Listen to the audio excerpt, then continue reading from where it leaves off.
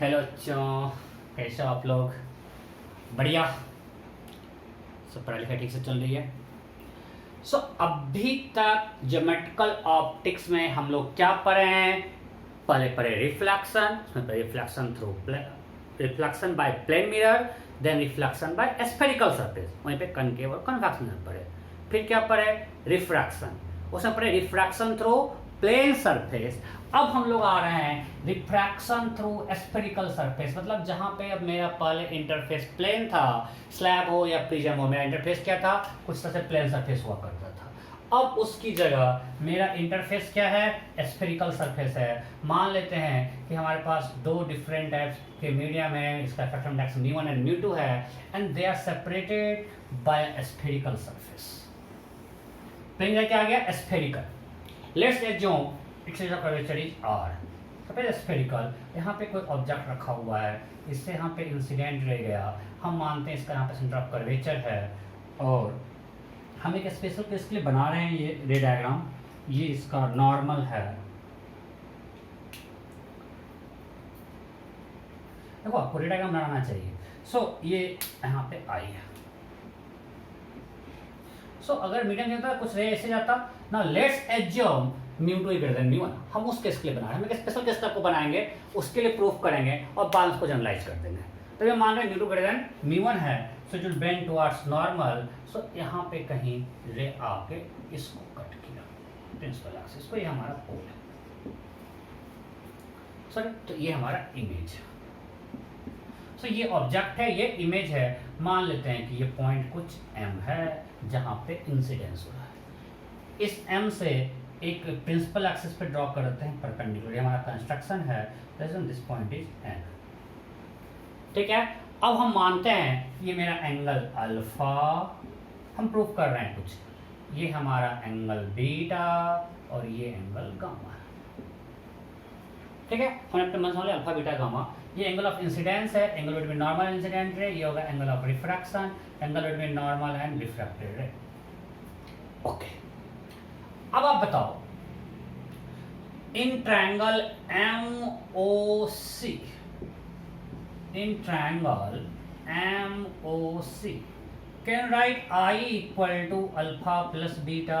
अरे alpha plus beta ये external angle है, side angle this plus equal to this होगा। ऐसे देखो, alpha plus beta plus this angle is 180, this plus this is 180, so it will be I equal to alpha plus beta. Simple geometry आप लोग समझ गए होंगे।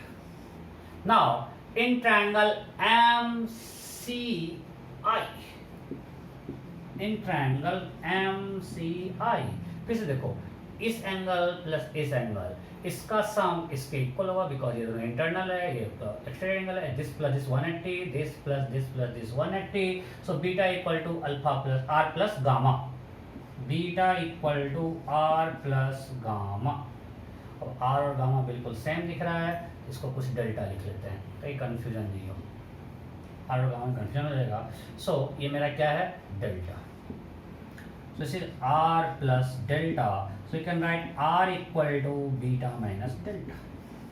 Okay, now applying Snell's law at this surface. अब हम Snell's law तो हमेशा सब सरफेस के लिए वैलिड है, so applying Snell's law.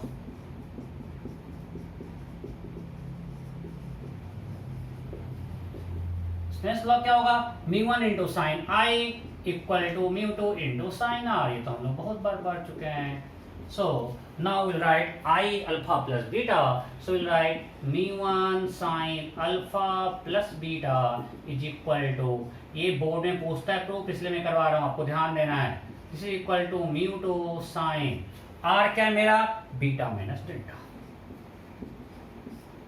So μ1 sin alpha plus beta equal to μ2 sin beta minus delta.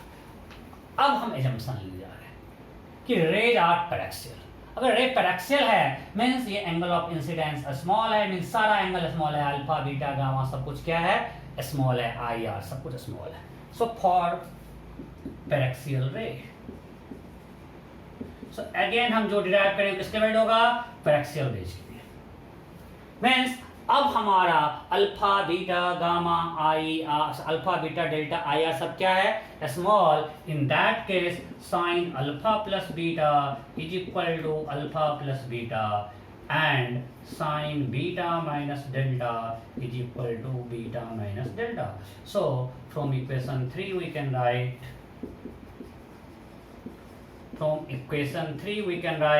mu1 into alpha plus beta is equal to mu2 into beta minus delta, right? So mu1 alpha plus mu1 beta equal to mu2 beta minus mu2 delta. Or we can write mu1 alpha plus mu2 delta is equal to mu2 minus mu1 beta, equation 4। यहाँ तक कोई दिक्कत नहीं, तो इसको हम मिटा रहे हैं। Now again for alpha we can write for small alpha beta delta, for a small alpha beta delta, alpha will be equal to 10 alpha, beta will be equal to 10 beta and delta will be equal to 10 delta. So everything we are doing for paraxial range, हम जो result निकालेंगे वो किसके लिए wait होगा, paraxial range को ध्यान रखना है। So we can write mu1 10 alpha plus mu2 10 delta is equal to mu2 minus mu1 10 beta. This is from equation 4. Now in triangle OMN 10 alpha equal to क्या होगा, MN by ON. So mu1 into MN by ON plus mu2. 10 delta in triangle MNI will be MN by NI. MN by NI. This is equal to mu2 minus mu1. 10 beta in triangle MNC will be MN by NC. So this cancel. What we have mu1 plus mu1 by ON equal to mu2 by NI equal to mu2 minus mu1 by NC. Now for paraxial range n tends to p. For paraxial range n tends to p, दोनों बिल्कुल same point होगा because हमारा angle of incidence बहुत small है, right? कोई दिक्कत? अरे इसके बिल्कुल पास का पॉइंट है, ये m जो है ये p के बहुत पास है। So this n tends to p। अगर n टेंड्स टू p है मतलब मेरा इक्वेशन क्या बन जाएगा, यहां से क्या आएगा, mu1 by ON will be OP plus mu2 by PI that is equal to mu2 minus mu1 by PC। अब OP मेरा क्या है, object distance. So mu1 by U plus mu2 by V, this is image distance equal to mu2 minus mu1 visual curvature। अब ध्यान दो, ये हमने एक स्पेशल केस इस केस के लिए डिराइव किया और यहाँ पे यू भी सब क्या है, सिर्फ मैग्नीट्यूड हमने लिया, डिस्टेंस डिस्टेंस डिस्टेंस डिस्टेंस। अब इस स्पेशल केस के लिए वैलिड है। अब हमको इसको जनरलाइज करना है, चाहिए ऐसा हो जाए रेडियस ऑफ कर्वेचर या म्यू1 म्यू2 में से कोई बड़ा हो जाए, म्यू1 बड़ा हो जाए, म्यू2 छोटा हो जाए, कुछ भी कर लें। अब हमको अगर जनरलाइज करना है so let's put everything with sign, क्योंकि हम जब एक बार साइन के साथ डाले मीन्स अब हम आगे भी सब जगह साइन के साथ डालेंगे तो हमारा रिजल्ट सही होगा। तो यहाँ पे यू क्या है, इस केस में मेरा यू नेगेटिव है, v क्या है, पॉजिटिव है और मेरा r भी पॉजिटिव है। सो अगर यहाँ पुट करते हैं तो क्या आएगा, mu1 by u that is negative plus mu2 by v is positive. So it will be right minus u plus mu2 by v equal to mu2 minus mu1 by r। सो यहाँ से हमको मिला mu2 by v minus mu1 by u equal to mu2 minus mu1 by r। तो ये हमारा result है। अब आपको ये याद रखना है। अब इसमें आपको क्या ध्यान रखना है, mu2 क्या है, जिस मीडियम में रे जा रहा है। लेकिन फिर से कंफ्यूज मत करना, जिसमें रे जा रहा है वो mu2, जिससे आ रहा है वो mu1, right? And applicable only for paraxial rays. लिख लेना, ये जो हमने ड्राइव किया है किसके लिए एप्लीकेबल है, पैरेक्सियल रेज के लिए। ओके, सो ये हमने जनरलाइज कर दिया, mu2 by v minus mu1 by u equal to mu2 minus mu1 by r। सो अब यहीं पे देखो जो हम लोग पढ़े थे रिफ्रैक्शन एट प्लेन सरफेस में r क्या होगा, इन्फिनिटी में आपको उसमें बताया भी था कि if R equal to infinity क्या हो जाएगा, μ2 by V minus μ1 by U equal to 0। R because infinity है, वही तो आया, ये हम लोग किए फॉर प्लेन सरफेस। सो अगर आपको ये स्फेरिकल याद है तो आप प्लेन सरफेस का तुरंत वहां से डिराइव कर सकते हो। Am I clear? कोई डाउट नहीं? क्वेश्चन करते हैं, कुछ है ही नहीं। अब क्या फॉर्मूला पुटिंग है, हम लोग करते हैं, कर चुके हैं, बहुत कर चुके हैं। अच्छा इस केस में बताओ, अगर हम मान लिया यही केस लेते हैं, इस केस में अगर यहाँ पे ऑब्जेक्ट है u नेगेटिव, रे इधर जा रहा है, सो अगर u नेगेटिव है मीन्स रियल ऑब्जेक्ट, राइट। अगर u पॉजिटिव है मीन्स ऑब्जेक्ट वर्चुअल, हम लोग पहले ही पढ़ चुके हैं। अब अगर रिफ्रैक्शन में हम मानते हैं कि रे इस साइड बन रहा है, अगर इमेज इधर बन रहा है तो सही में रे इधर रिफ्रैक्ट होके आया है, मिल रहा है, मीन्स यहाँ पे थोड़ा सा है, v अगर पॉजिटिव है मीन्स रियल इमेज है। रिफ्लेक्शन में पॉजिटिव भी मीन्स क्या था, वर्चुअल, बट यहाँ पे इमेज क्या है, रियल। और अगर v निगेटिव है इसका मतलब है तो रियल में नहीं मिला, मान लो कुछ ऐसा हो गया और यहाँ से आके मिलता हुआ दिख रहा है, मतलब रियल में नहीं मिला, मीन्स यहाँ पे v अगर निगेटिव हो तो इमेज क्या होगा, वर्चुअल।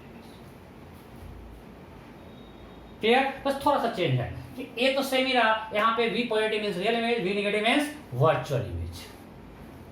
ओके अच्छा, अब इसके से मैग्निफिकेशन क्या होगा, सब कुछ अभी करते हैं, सब कुछ तो किए हुए हैं।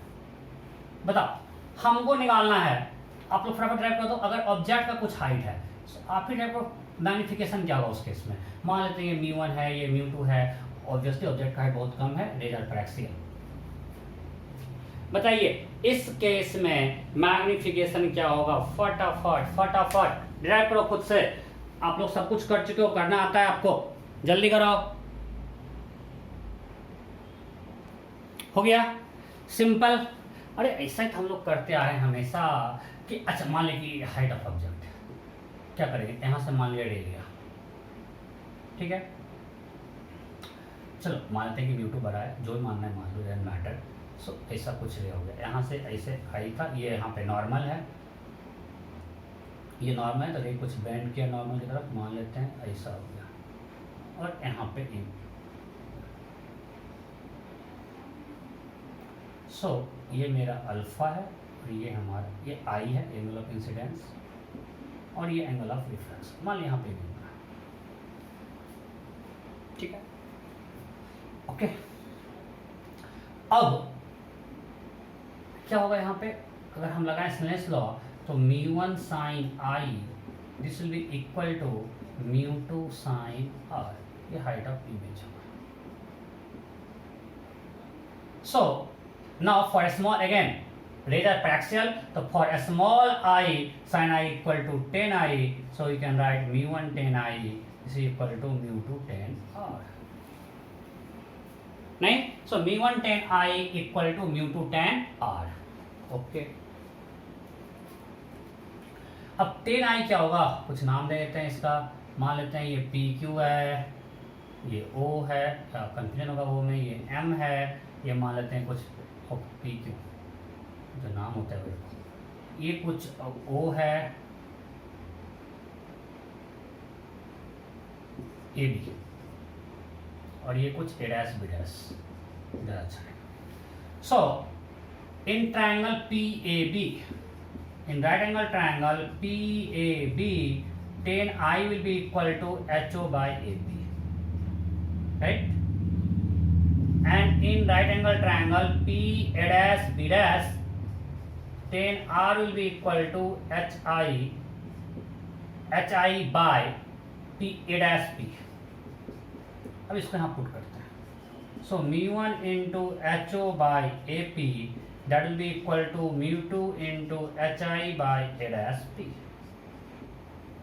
right? So AP क्या है, ऑब्जेक्ट डिस्टेंस, बस हम डिस्टेंस की बात कर रहे हैं, और ये क्या है, image distance. So we can write μ1 into HO by U equal to μ2 into HI by V।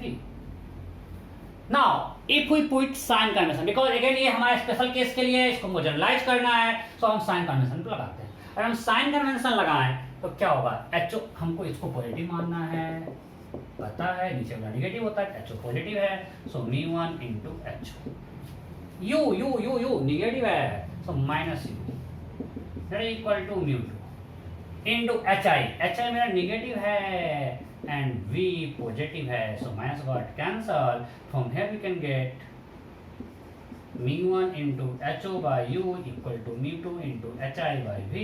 So HI by HO that will be equal to, क्या होगा बोलो, HI by HO equal to μ1 by μ2 into V by U. देखो कोई दिक्कत?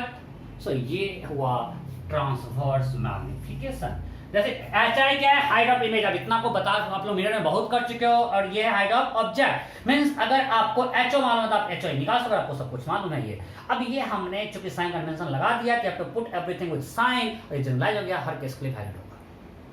तो हम जो final formula जो भी निकालें, ये निकालें या μ2 by v minus μ1 by equal to μ2 minus μ1 by r, दोनों केस में जब आप उसको यूज करने जाओगे, you have to put every known quantity with sign, unknown खुद साइन के साथ आएगा, जो हम लोग अभी तक मिरर फॉर्मूला में करते आए थे, राइट।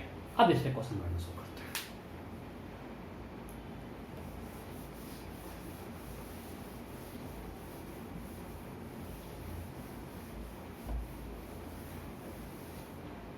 चलो एक सिंपल क्वेश्चन करते हैं।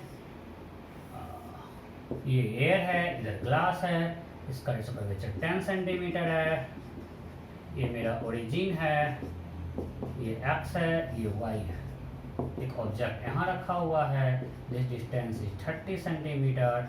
Then question is find coordinate of image, find coordinate of image. फटाफट कीजिए, मैं भी कर रहा हूं। You have to find coordinate of image.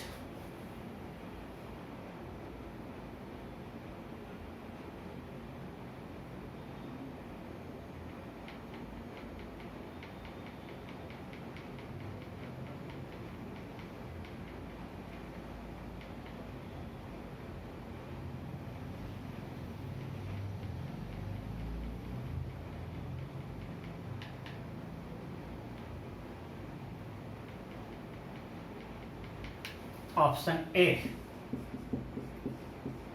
60,0, option B 90,0, option C -60 0, option D -90 option E NOTA. You have to find coordinate of image. फटाफट हो गया। अब एकदम बिल्कुल यार फास्ट करना है, सब कुछ तो रिपीट कर रहे हैं। ये हमारा फॉर्मूला है। अभी इस तरह का कितना कुछ कर चुके हैं, बस वैल्यू पुटिंग। यहाँ μ2 क्या है, रे जा रहा है, ऑब्जेक्ट यहाँ है, अल्टीमेटली रे इस पे जब इंसिडेंट होगा, रे इससे इसमें जा रहा है, so μ2 1.5, this is v minus μ1 1, u is -30, this is equal to μ2 minus μ1, μ2 is 1.5, μ1 is 1 by r, क्योंकि सेंटर इधर होगा इसलिए positive 10, so 1.5v equal to 1/20 minus, चूंकि प्लस में 30 था माइनस हो गया, 1/30, LCM 60, 3 - 2 1/60, so v will be equal to 90। v positive आ रहा है मीन्स इमेज उधर बनेगा, तो आंसर विल बी +90,0। कोई दिक्कत है नहीं? सो नेक्स्ट क्वेश्चन, नेक्स्ट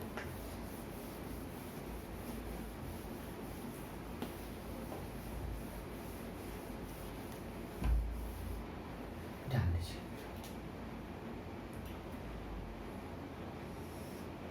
कुछ भी दे रहे हैं यार, कुछ भी कर लो। मान लीजिए 1.5 है, ये 2 है, हम कुछ नहीं सोच रहे हैं, हम बस दे देते हैं। कोई ऐसे जा रहा है,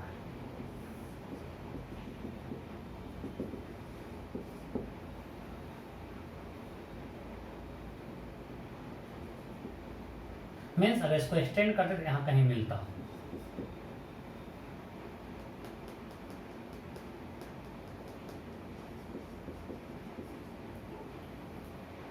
ओके, तो question is find coordinate of image. ये ओरिजिन है, find coordinate of image. Find coordinate of image, फटाफट फटाफट, मैं भी कर रहा हूं।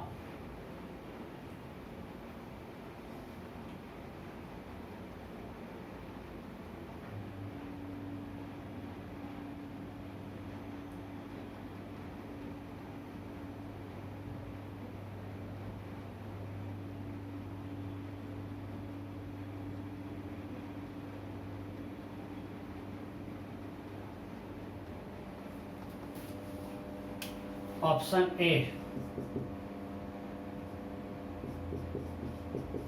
40,0, option B 80,0, option C -40,0, option D -80,0, option E NOTA. फटाफट करो। You have to find coordinate of image.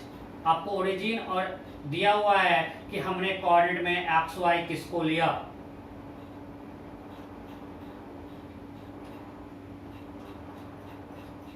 हो गया? अरे यार जल्दी कर यार, जल्दी कर, जल्दी जल्दी जल्दी जल्दी।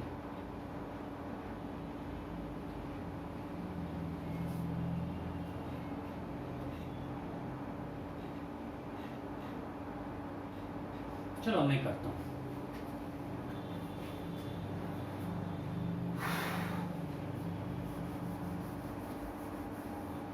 क्या होगा? μ2 by v minus μ1 by u this equal to μ2 minus μ1 by r। So μ2 में जिसमें रे जा रहा है, अब आप कंफ्यूज करो कि ऑब्जेक्ट यहाँ है इधर है, वो आपको कंफ्यूज नहीं करना है। जिसमें रे जा रहा है वो μ2, जिससे आ रहा है वो μ1। तो रे इससे आ रहा है तो μ1 1.5 μ2 2। हम लोग बहुत कसते हैं प्लेन सरफेस में, मतलब 2 by we minus of 1.5। Use to object इधर है इसलिए पॉजिटिव होगा। इंसिडेंट रे इस डायरेक्शन में, मतलब इससे इधर पॉजिटिव इससे इधर नेगेटिव। सो 1.5 बाई 20 में उसको क्वेश्चन मिस्टेक नहीं करूँ, इस चीज़ का ध्यान रखना है। This so 2 by v minus 3 by 40 equal to 1 by 20। so 2 by v मैं कर दिया गलती कैलकुलेशन में। ये होगा ना? अरे हाँ नहीं, कोई दिक्कत नहीं? Okay. So this will B 42 plus 3 5 by 40 1 by 8। So 2 by v equal to 1 by 8, so v equal to 16। v क्या आया? 16। so v plus 16 means image का कोऑर्डिनेट होगा, इधर ही कहीं इमेज बनेगा 16,0। क्लियर? Okay next.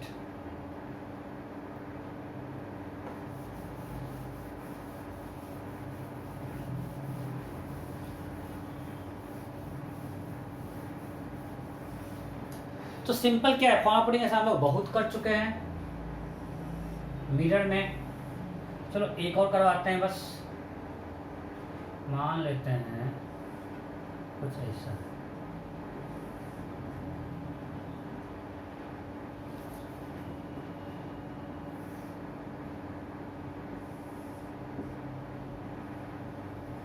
यहाँ पे जाके, मतलब इसको हम एक्सटेंड करते तो इधर कहीं जाके मिलता।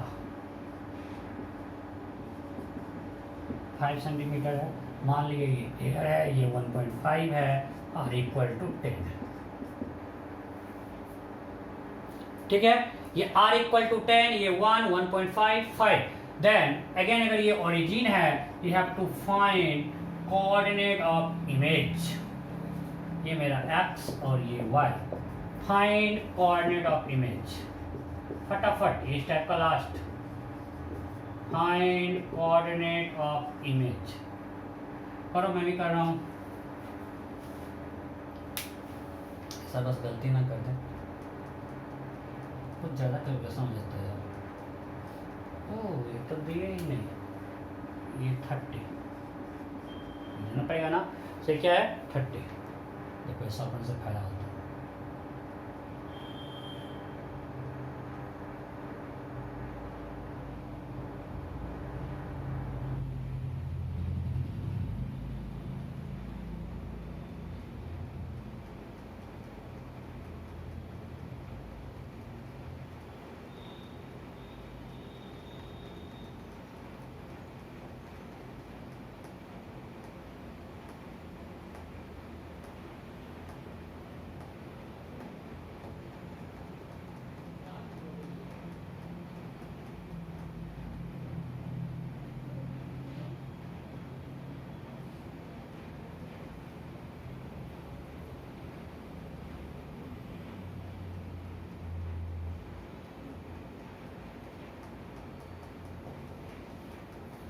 Okay,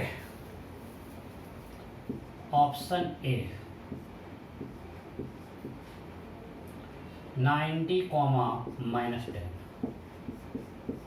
option B -90 comma 10, option C 90 comma 10। फिर मैं गलती ना किया हूँ, बस आशा करता हूँ। और एक अपने सेफ्टी के लिए नोट फटाफट फटाफट, you have to find coordinate of image, you have to find coordinate of image।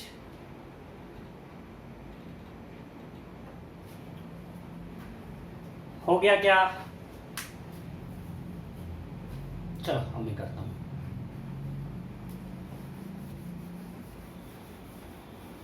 अगर हमको कोऑर्डिनेट ऑफ इमेज निकालना है, फिर से पहले यहाँ पे u कितना है, +30, सब कुछ साइन के साथ पुट कर लेते हैं। और r क्या है, प्लस या माइनस, सेंटर इधर है, सो और रे इधर जा रहा है, इंसिडेंट रे के डायरेक्शन ये है, सेंटर इधर है, so r will be -10। So now let's put μ2 by v minus μ1 by u equal to μ2 minus μ1 by r। So μ2 क्या है मेरा 1.5 by v minus μ1, u क्या है +30, μ2 minus μ1 that is 0.5 and r is -10। So 1.5 by v equal to -1 by 20, ये minus minus हो जाकर plus हो जाएगा, +1 by 30, 60 -3 + 2 -1 by 60, so v is -90। तो इमेज कहीं इधर बनेगा, v -90। अब m क्या था, m hi by ho equal to μ1 by μ2 into v by u। So μ1 क्या है मेरा 1, μ2 1.5, v -90, u +30। So that will be equal to, this is -60 -2। So hi by ho is -2, so hi equal to -2 ho, ho is +5, so -10। So coordinate of image will be -90 comma -10। सही है ना? कोई दिक्कत? Answer क्या हुआ, -90 coma -10। पक्का? कोई दिक्कत नहीं? सो आगे बढ़ते हैं, ठीक से देखो, कोई दिक्कत नहीं है। ओके, अब आगे बढ़ते हैं, अब इससे आगे बढ़ते हैं।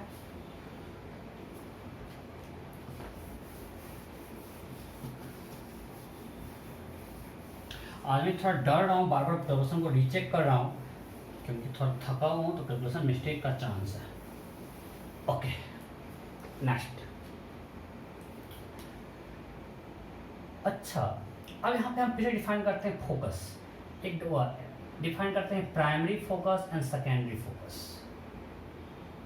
F1 and F2। और उतना क्या लिखें, आपको बस हम समझाते हैं, अपने लैंग्वेज में लिखो। प्राइमरी फोकस F1 क्या है, फर्स्ट फोकस F1 कि अगर हम इस पॉइंट पे कोई ऑब्जेक्ट रखते हैं, so ray coming from object becomes parallel to principal axis after refraction. This is called first focus. First focus means point where if an object is kept after refraction, ray becomes parallel to principal axis। इसको हम लोग क्या बोलते हैं, first focus. Means हम जहाँ पे object रखे हैं, अगर उस after refraction ray becomes parallel to principal axis, ये हो गया इसका F1। ये भी हो सकता है, मान लीजिए ऐसा कुछ है,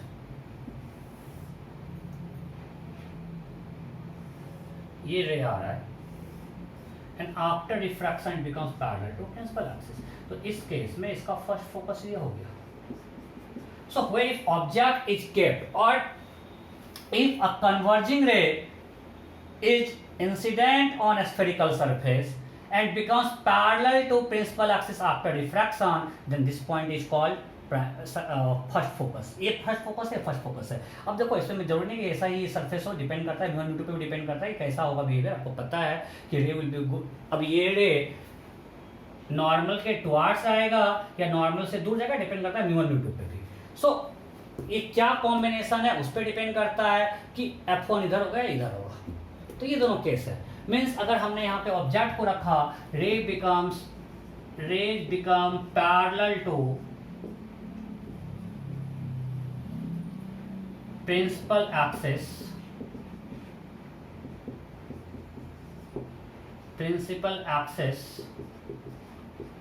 if an object is kept at F1 or parallel axis after diffraction.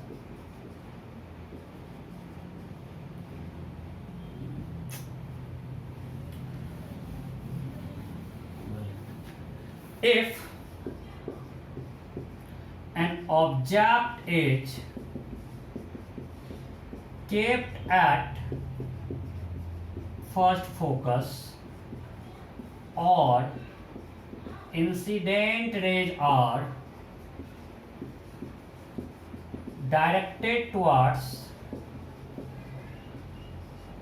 first focus, then after refraction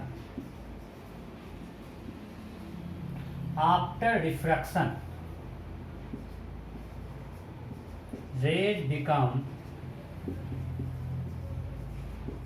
parallel to principal axis। कोई दिक्कत नहीं, ये हो गया फर्स्ट फोकस। अब सेकेंड फोकस क्या होता है? सेकेंड फोकस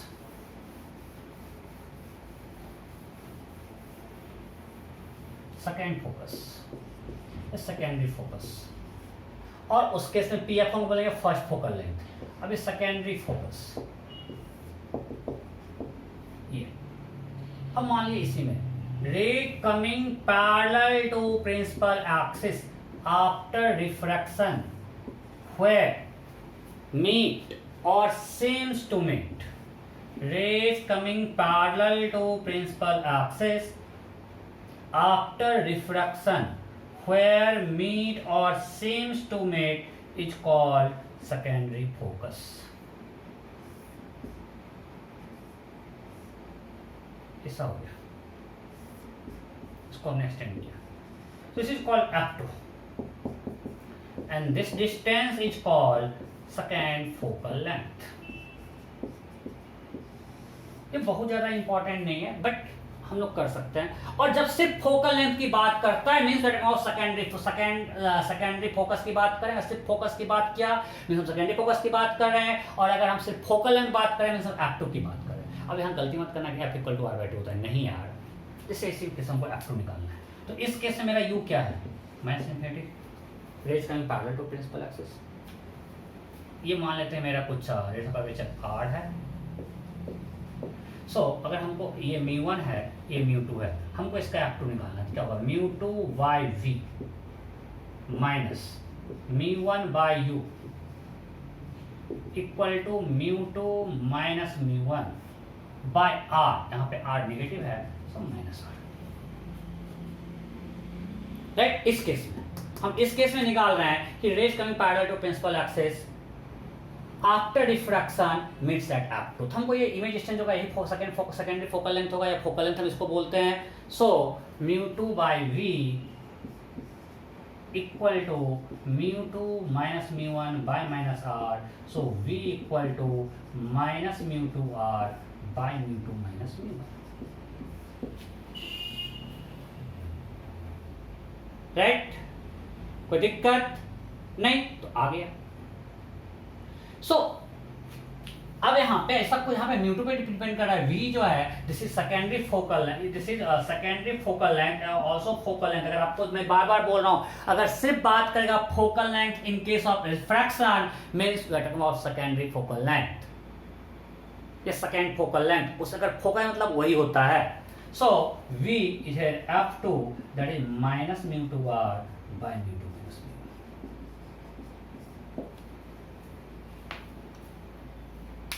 ठीक है, अब यहाँ पे मेरा R नहीं, हमने यहाँ पे सब कुछ साइन के साथ दिया, आप देख सकते हो। सो अगर हमको F2 निकालना है, अगर हम R पुट करेंगे यहाँ साइन के साथ, अगर हम R साइन के साथ पुट करेंगे सो ये टर्म का पॉजिटिव। सो अगर μ2 μ1 से बड़ा होगा तो उस केस में मेरा ये क्या आ जाएगा? ये पॉजिटिव आ जाएगा। अगर म्यू टू छोटा होगा तो निगेटिव आएगा, मतलब इधर कहीं आगे मिलेगा।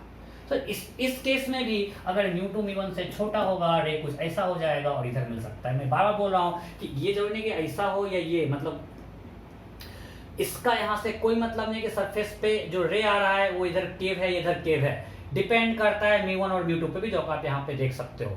इसी केस में कि अगर आर नेगेटिव, यहाँ पे हम आर नेगेटिव पुट कर दें, माइनस माइनस प्लस हो जाएगा, so F two will become positive if mu two is greater than mu one. अगर म्यू वन छोटा है, म्यू टू बड़ा है, सो एफ टू मेरा हो जाएगा पॉजिटिव, मीन्स यहाँ कहीं रियल में आके मिलेगा। Am I clear? कोई डाउट नहीं है? ओके।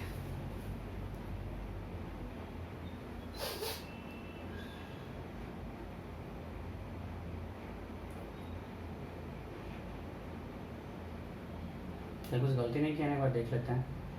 मैं बोल रहा हूँ आज मैं बार बार डर रहा हूँ, बार बार।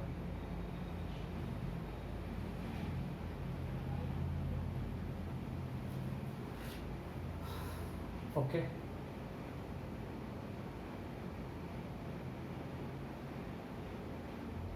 एक मिनट। यहाँ पे जो हम R रख रहे हैं, अब R क्या वैल्यू के साथ रखेंगे, साइन के साथ रखेंगे?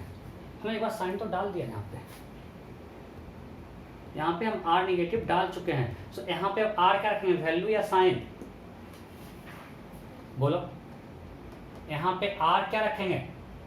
सिर्फ वैल्यू, बिकॉज यहाँ तो साइन डाल चुके हैं यार। अगर मान लिया R यहाँ पे 10 है तो यहाँ पे सिर्फ 10 है, यहाँ पे साइन ऑलरेडी दे चुके हैं। सो अगेन अब मैं फिर से रिपीट कर रहा हूँ कि इस केस में अगर हम देखें, इस केस में, चलो इसको मिटाते हैं। इस केस में if mu to greater than mu one, अगर म्यू टू बड़ा है म्यू वन से, तो एफ टू क्या हो जाएगा, माइनस म्यू टू आर, और ये चीज है। So now this term is positive और ये टर्म नेगेटिव है, सो एफ टू नेगेटिव होगा। बिकॉज यहाँ पे आर सिर्फ आप मैग्नीट्यूड है, यहाँ पे हम साइन दे चुके हैं। अगर आप वैल्यू कुछ दोगे तो आपको समझ में आ जाएगा। 6 वैल्यू लेते हैं। चलो एक क्वेश्चन करते हैं। मेरा म्यू वन 1 है और म्यू टू 1.5, ये तो लिया है, और मान लेते हैं कि मेरा ये आर 10 है, और हमको क्वेश्चन दिया फाइंड फोकल लेंथ, ये क्वेश्चन दे दिया, तो क्या करेंगे हम? डायरेक्ट हमको याद नहीं रखना, इतना याद हो तो परेशान हो जाओगे यार। यहाँ लगाओ mu two by we minus mu one by U equal to mu two minus mu one by R. So मेरा यहाँ म्यू टू क्या है, 1.5, this divided by V, V यहाँ पे आएगा, जो भी आएगा वो फोकल लेंथ आएगा, minus mu one U minus infinity, mu two minus mu one है 1.5, म्यू टू है 1.5, म्यू वन है 1, और आर यहाँ पे क्या लेंगे, -10। क्यों कि रे इधर है, रे इधर जा रहा है, और मेरा सेंटर ऑफ कर्वेचर इधर है। सो यहाँ से आएगा 1.5 by v equal to -1/20। So v equal to -30।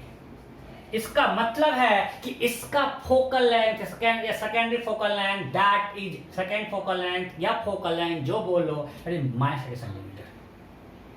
सो अगर आपको जब भी सब कुछ दे दिया कॉम्बिनेशन, मान लो आपको हम ये दे दें, क्वेश्चन करते हैं, क्वेश्चन ज़्यादा आसानी से समझ जाएगा। ये दे दिए दिस R10, ये मान लीजिए 1.5 और ये 1, ठीक है। अब बोलेगा find focal length of this, find focal length of this surface. अगर बोल रहा है फोकल लेंथ मीन्स आपको सेकेंडरी फोकल लेंथ निकालना है, ठीक है। चलिए उसी को बोलते हैं प्रिंसिपल फोकल लेंथ भी, या सेकेंडरी फोकस को बोलते हैं principal focus. First focus, second focus, या primary focus, secondary focus, secondary focus is called principal focus. यहाँ पे होता है प्रिंसिपल का यूज नहीं करते हैं इस सरफेस के लिए, लेंस हम लोग यूज करते हैं। मैं आपको यहाँ बता दिया कि वहाँ पे आसानी होगा। तो पता है इसका फोकल लेंथ क्या होगा, फाइंड फोकल लेंथ। फटाफट मैं भी कर रहा हूँ, आप भी कीजिए।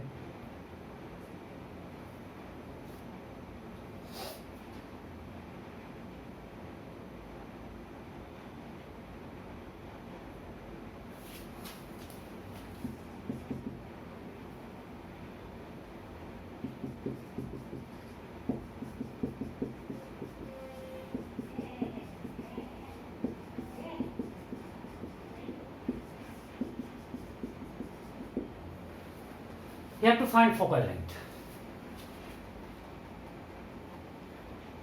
हो गया। अगर हमको बोल रहा है फाइंड फोकल लेंथ, क्या निकालना है, सेकेंडरी फोकस का डिस्टेंस इस पोल से क्या है। तो secondary focus means rays coming parallel to principal axis after refraction when meets और seems to meet.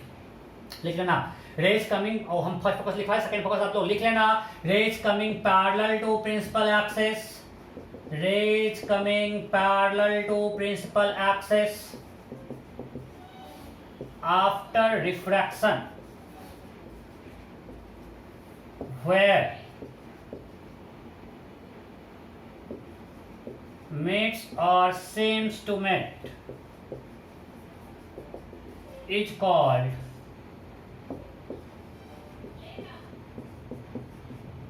second focus. Okay, so हमको यहाँ पे निकालना है क्या होगा, mu two is 1 by V, वो निकालना है minus mu 1 U equal to mu 2 minus mu 1 by R positive है। कोई दिक्कत, बस इमेज लोकेट करना है यार, इनफाइनाइट से आता है और एक इमेज लोकेट हो तो फोकस हो जाएगा।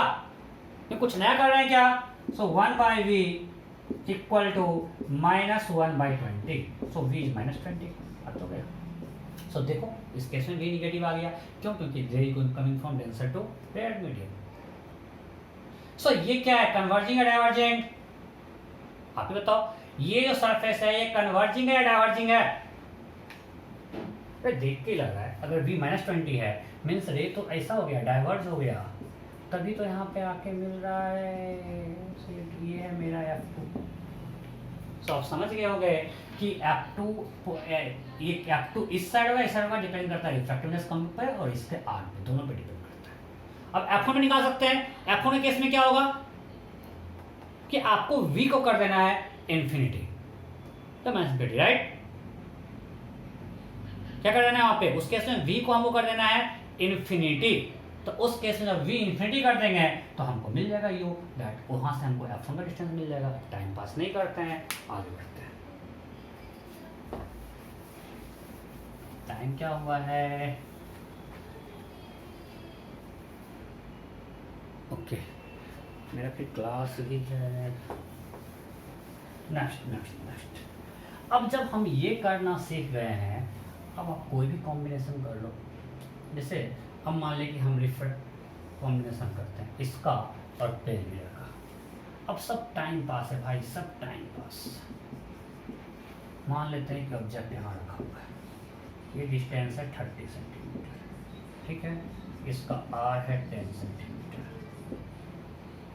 ये 1 है, इधर मीडियम 1.5 है, यहाँ पे मिरर रखा हुआ है, ठीक है। देन क्वेश्चन इज फाइंड, चलो हम इसको ओरिजिन मान लेते हैं, ये x है ये y है। Find coordinate of final image, बस एक दो क्वेश्चन करवाएंगे, आप लोग इस पर बहुत कुछ कर चुके हो तो बेकार हम टाइम पास नहीं करवाएंगे। Find coordinate of final image, हम लोग ऐसा बहुत कर चुके हैं, कॉम्बिनेशन मिरर का सरफेस के साथ सब कुछ कर चुके हैं। तो यहाँ पे दो क्वेश्चन बस करेंगे। You have to find coordinate of final image. This distance is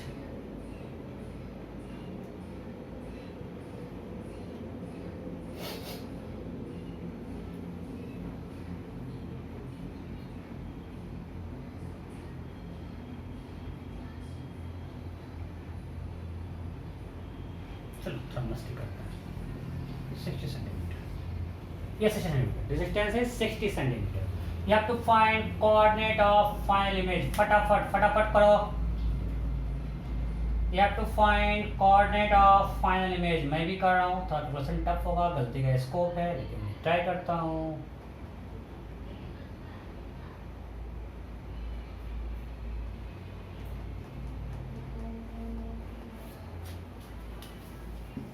option A -90,0, option B 90,0, option C 60,0, option D -60,0।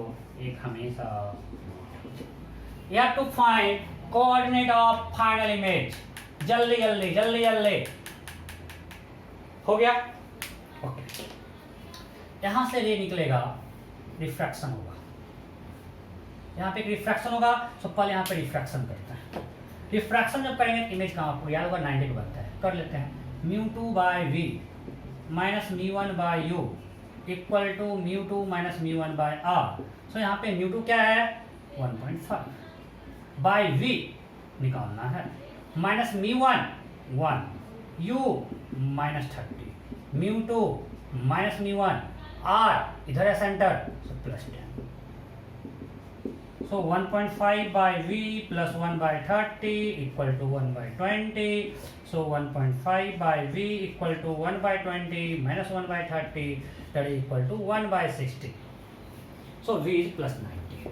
ये आपको रिजल्ट याद हो गया होगा, ये क्या प्लस 90 मीन्स यहाँ से जो रे रिफ्रैक्ट होगा वो कहीं जाके मिलता, इधर इसको मिटाते हैं,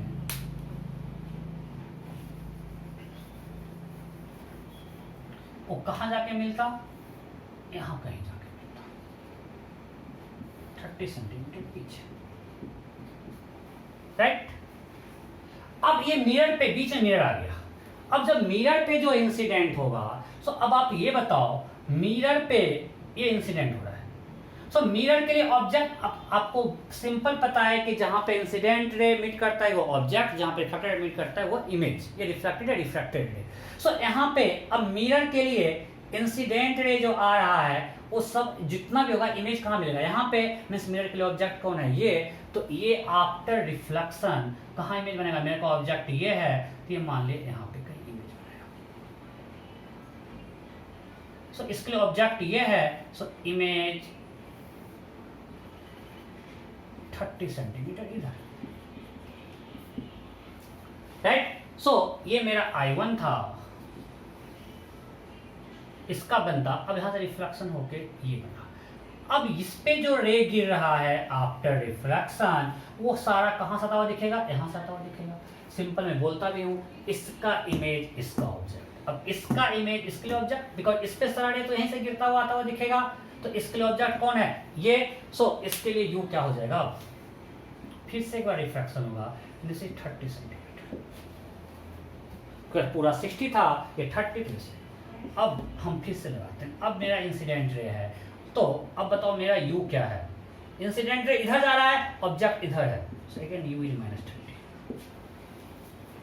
अभी मेरा यू क्या है, प्लस 30 या माइनस 30, माइनस 30 यार, बिकॉज हम बार बार कर रहे हैं इस पे रे इधर जा रहा है, मींस इधर अब पॉजिटिव हो गया, बिकॉज हम इंसिडेंट रे के डायरेक्शन को पॉजिटिव लेते हैं। So u is minus 30, R क्या है मेरा, अब आर हो गया माइनस 10, बिकॉज रे मेरा इधर हो गया और ये ऑब्जेक्ट इधर है, सो सेंटर इधर है, सो आर हो गया minus 10। So μ2 is 1 by v minus μ1 1.5 μ1 by u equal to μ2 minus μ1 by r। कोई दिक्कत, μ2 by v minus μ1 by u, μ1 is this, u is minus 30, right, equal to μ2 minus μ1 by r, r is minus 10, क्योंकि centre इधर है, रे इधर आ रहा है, तो मैं देखना बस कुछ गलती ना करूं, this will be 20, so plus 1 by 20 equal to minus 1 by 20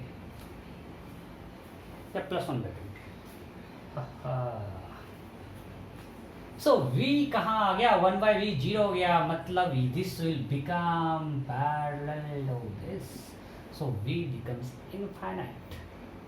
कुछ गलती अगर नहीं किए हैं तो सही होगा, कुछ गलती भी किए हैं क्या, देखो तो μ2 by v, μ2 1 है, v माइनस μ1 माइनस μ1 μ1 μ1 μ1 μ1 1.5 μ1 1.5 सही है, बाय u इज माइनस 30 सही है, माइनस माइनस प्लस हो गया, ये भी सही है, बिल्कुल सही है। सो v आ गया मेरा 1 by v 0 means v infinity means after reflection ray will become parallel to principal axis, तो नोटा मजा आ गया। इससे मैं सेकंड पार्ट पे तो बैठे नहीं थे, वैसे ऑप्शन डाल दिया था, तो आंसर तो वही होना था। Next next next next next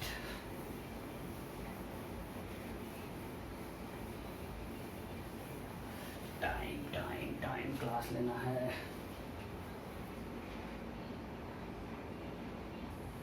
okay, next.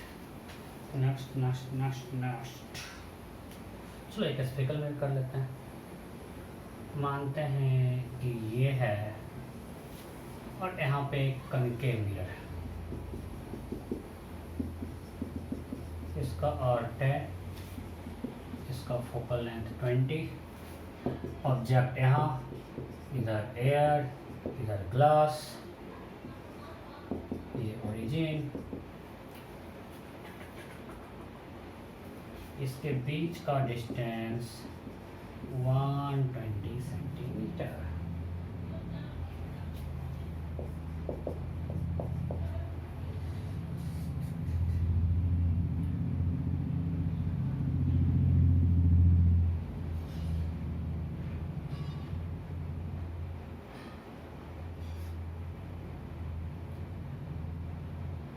Then question is find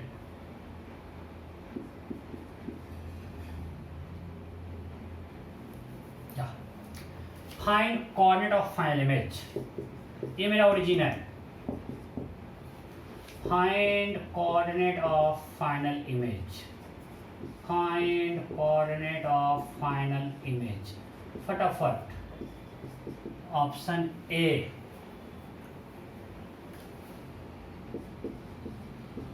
90,0, option B -40,0, option C 40,0, option D 60,0, option E NOTA. You have to find coordinate of final image. फटाफट टाइम पास करना है। हो गया। अब आपको रिजल्ट तो याद होगा, अभी 2-3 बार कर चुके हैं। अगर ऑब्जेक्ट यहाँ है तो ये इमेज कहाँ बनाएगा? 90 पे। और ये मैं नहीं कर रहा बिकॉज सेम डाटा है 1 से 1.5। अब इसके लिए ये ऑब्जेक्ट है, ये कितना डिस्टेंस है? 30। इसका फोकल लेंथ 20 है, ये भी आपको याद है। कनकेव मिरर में अगर ऑब्जेक्ट डिस्टेंस 20 है, फोकल लेंथ 20, ऑब्जेक्ट डिस्टेंस 30 और फोकल लेंथ 20 है, तो उस केस में आफ्टर रिफ्लेक्शन ये जो इमेज बनाएगा वो यहाँ बनाएगा। अच्छा से स्केल पे नहीं क्लियर बना, बस मान लेते हैं ये कहाँ बनाएगा? इससे 60 पे। कोई दिक्कत? अरे इसका इमेज यहाँ बना, सो इसका जो इस कर्व सरफेस का इमेज इस मिरर के लिए ऑब्जेक्ट है, तो इसका इमेज यहाँ बना। दिस इज I1, इसके लिए ऑब्जेक्ट है, इसके लिए U30 है, इस मिरर इमेज यहाँ बनाया। अब मिरर का इमेज इसके लिए ऑब्जेक्ट, इसको करते हैं। सो डिस्टेंस कितना होगा? 60, बिकॉज यहाँ से डिस्टेंस 60 है, फिर कितना होगा? 60 फॉर सेकेंड रिफ्रैक्शन में। फर्स्ट किया ही नहीं, फर्स्ट में आंसर आएगा यहाँ। अगर ये ये तो दिए ही नहीं, सब मेरे दिमाग में सेट है। सो ये 30 है, सॉरी ध्यान से स्टार्टिंग में, जब ये 30 है तो आप तो समझ ही होगे ना, इतना तो समझदार हो गए होगे। तो इसका इमेज यहाँ कहाँ बनेगा? 90 पे। अब इसका इमेज जब 90 पे बना तो इसके लिए ऑब्जेक्ट है, तो इसके लिए डिस्टेंस 30 है, तो इसका इमेज बनेगा यहाँ से 60 पे। अब इसके लिए u हो गया, अब रे इधर जा रहा है, सो u इज -60 और -10, μ2 1, so μ2 by v minus μ1 1.5 by u -60 equal to μ2 minus μ1 by r। कोई दिक्कत? अभी हम लोग सब तो कुछ किए थे, बस उस केस में u था 30 -30, यहाँ पे u हो गया -60 और सब कुछ सेम है जो भी हम लोग किए थे। सो यहाँ से आएगा 1 बाय v, होपफुली मैं इसका क्वेश्चन मिस्टेक नहीं किया हूँगा, 1 by 40 equal to -1 by 20। So 1 by v equal to +1 by 20। So 1 by v equal to 1 by 20 -1 by 40 equal to 40। So v आया 40, v क्या आया? 40, मतलब इसके इधर 40। हमने पूछा कॉर्डिनेट, ध्यान रखना मेरा xy ये है, v +40 आया, मीन्स इमेज डिस्टेंस +40 है। अभी इंसिडेंट रे इधर है, मीन्स अभी आफ्टर रिफ्रैक्शन इमेज कहीं मान लिए यहाँ बना, दिस डिस्टेंस इज 40, क्योंकि इंसिडेंट एक डायरेक्शन 40 है और मेरा पॉजिटिव एक्स इधर है, तो कोऑर्डिनेट होगा -40 0। कोऑर्डिनेट क्या होगा? -40 0। Am I clear? Okay. Next.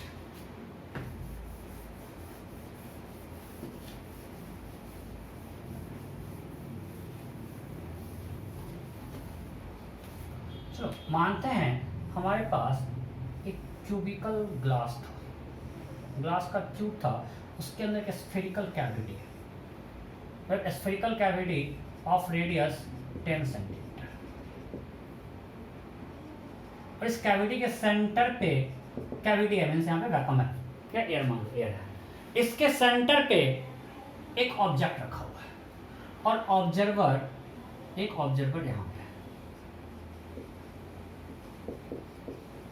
इस लाइन पे ऑब्जर्वर है, ठीक है। Then question is find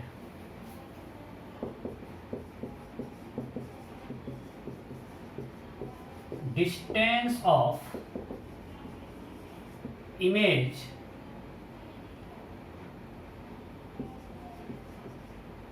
seen by observer from point O.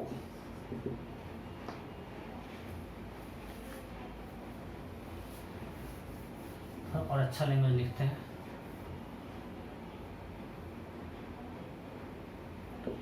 Find distance between object and image seen by observer, ठीक है। एक और डाटा चाहिए होगा, मान लेते हैं कि ये है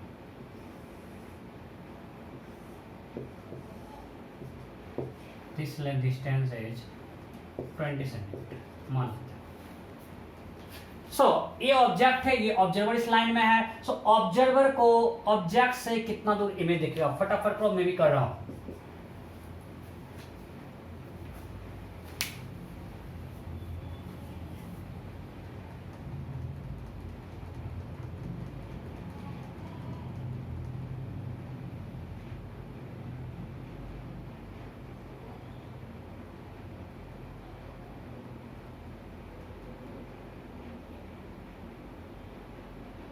इधर एयर है,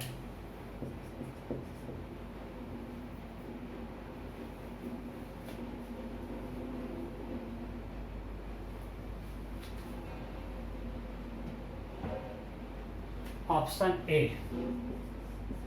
40 बाई 3 सेंटीमीटर, मैंने डिस्टेंस पूछा है। Option B 20 by 3 centimetre, option C 20 centimetre, option D NOTA. You have to find distance between object and image seen by observer. फटाफट ऑब्जर्वर को इसका जो इमेज दिखेगा वो इस ऑब्जेक्ट से कितना दूर रहेगा। हो गया, देखो अब अगर इसमें देखो एक चीज तो क्लियर है कि ये जब सेंटर पे है, मीन्स ये यहाँ पे नॉर्मल इंसिडेंस होगा, तो बिल्कुल ऐसे लग जाएगा, मीन्स यहाँ पे आपको रिफ्रैक्शन फॉर्मूला लगाने की जरूरत भी नहीं है, आप लगाओगे तब भी आपका यू देखना भी आ जाएगा -10, आप यू रखो -10 भी आएगा -10, क्यों? बिकॉज यहाँ पे नॉर्मल इंसिडेंस है, आप पुट करके देख लो, कोई भी मीडियम हो, अगर I 0 है तो R भी 0 होगा। सो डायरेक्ट अब यहाँ पे तो कुछ बेंडिंग हुआ ही नहीं, डायरेक्ट अब हो गया कि अब यहाँ पे जो रेज आ रहा है उसके लिए तो ऑब्जेक्ट यही हो गया। सो यहाँ पे रिफ्रैक्शन थ्रू प्लेन सरफेस लगा देते हैं, μ2/v इक्वल टू μ1 मीन जिससे रे आ रहा है, इससे कंफ्यूज मतलब रे यहाँ पे आ रहा है 1.5 से, बाय u इज -20, ये हम लोग बहुत कर चुके हैं रिफ्रैक्शन एट प्लेन सरफेस पे। So v equal to -20 divide by 3/2, that is -40/3। मतलब अब रे इधर है, मतलब इससे 40/3 नीचे नीचे नीचे, राइट। और यहाँ पे हम बोलते हैं आपको ध्यान ही रखना, जिधर ऑब्जेक्ट है उधर इमेज होगा। μ2/μ1/u अगर बिना साइन को डालोगे तब भी आपको दिख जाएगा, जिधर ऑब्जेक्ट उधर इमेज। तो हमको दिख रहा है कि इससे, बिकॉज ऑब्जेक्ट और इमेज दोनों हमेशा सेम साइड में होगा, सो इसके नीचे 40/3। सो मान लिया अगर इमेज फाइनली जो है आफ्टर रिफ्रैक्शन यहाँ पे गया, कुछ ऐसा हो गया, कोई भी रे, अरे यहाँ पे जो भी पैक से ले जाएगा, ये तो ठीक है, ये तो ऐसे ही निकल ही जाएगा, एक दूसरा भी रे लेंगे वो भी आप ये ऐसे ही जाएगा, ऐसे ही जाएगा, कन्फ्यूज मत होना, बिकॉज ये इससे कोई भी रे निकलेगा और रेडियल है, सो यहाँ पे नॉर्मल इंसिडेंस ही है। सो अब ये आफ्टर रिफ्रैक्शन ऐसा होगा और वो यहाँ से आता हुआ दिखेगा, दिस डिस्टेंस इज 40/3। सो ये कितना होगा 20 - 40/3, ऑल्दो स्केल पे नहीं है, ये बड़ा होना हो गया। सो डिस्टेंस टोटल 20, ये 40/3, सो ये 20 - 40/3 20/3। आसान था, होपफुली समझ गए होगे। नेक्स्ट एक होमवर्क देते हैं। चलो 2 क्वेश्चन होमवर्क देते हैं। तो ये वाला पार्ट कंप्लीट हो गया। रिफ्रैक्शन टू स्फेरिकल सरफेस में सिर्फ क्या बचा है, वेलोसिटी ऑफ इमेज, और एक दो थोड़ा सा एक क्वेश्चन करवाएंगे। अदरवाइज ये पार्ट कंप्लीट, और अगले क्लास में फिर इसको करवा के लेंस स्टार्ट कर देंगे।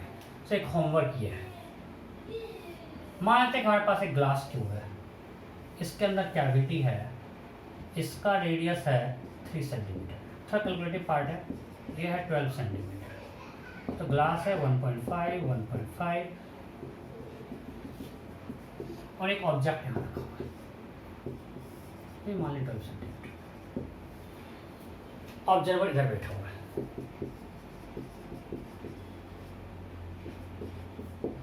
ऑब्जर्वर इधर बैठा हुआ है, ठीक है। Then question is find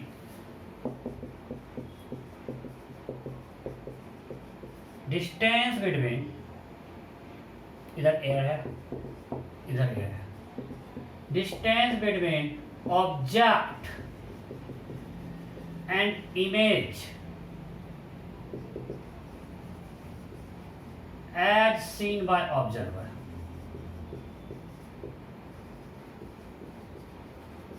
Find distance between object and image as seen by observer. अब यहाँ पे क्या करना होगा, एक रिफ्रैक्शन थ्रू प्लेन सरफेस, फिर रिफ्रैक्शन थ्रू स्फेरिकल सरफेस, फिर रिफ्रैक्शन थ्रू स्फेरिकल सरफेस, फिर रिफ्रैक्शन थ्रू प्लेन सरफेस। 4 बार करोगे, थोड़ा लंबा है पर पूरा कॉन्सेप्ट हो जाएगा। सो अल्टीमेटली हमको निकालना क्या डिस्टेंस होगा, ठीक है। एक क्वेश्चन ये फटाफट नोट करो, जल्दी नोट करो। आपको निकालना है distance between object and image as seen by observer, ठीक है। दोनों तरफ एयर है, आंसर मुझे याद नहीं है, करोगे फिर मैं भी करूंगा।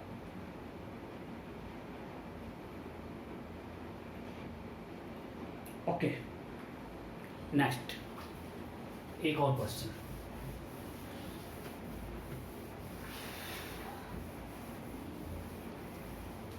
मान लेते हैं कि यहाँ पे एक ऐसा सरफेस है और यहाँ पे एक कनकेव मिरर है। ये डिस्टेंस है 110 सेंटीमीटर।